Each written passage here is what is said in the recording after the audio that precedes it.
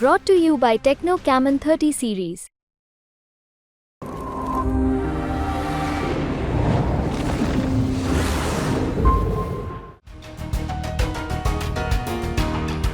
चार जूनला लोकसभा निवडणुकीचा निकाल हाती येणार आहे. या निकालाच्या धमधमीत नेते व्यस्त असताना शिवसेना शिंदे गटाचे आमदार शहाजी बापू मात्र हॉस्पिटलमध्ये भरती झालेत.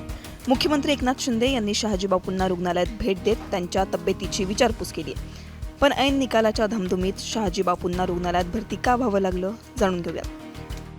सांगोला विधानसभा मतदारसंघाचे आमदार शहाजी बापू पाटील यांच्या गुडघ्यावरती नुकतीच मुंबई येथील ब्रीच कँडी रुग्णालयात शस्त्रक्रिया पार पडली.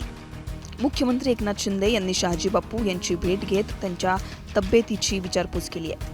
शहाजी बापूंची प्रकृती स्थिर असून ते पुन्हा एकदा जनतेसाठी कार्यरत व्हावेत, असं मुख्यमंत्री एकनाथ शिंदेंनी पोस्ट शेअर करत म्हटलंय.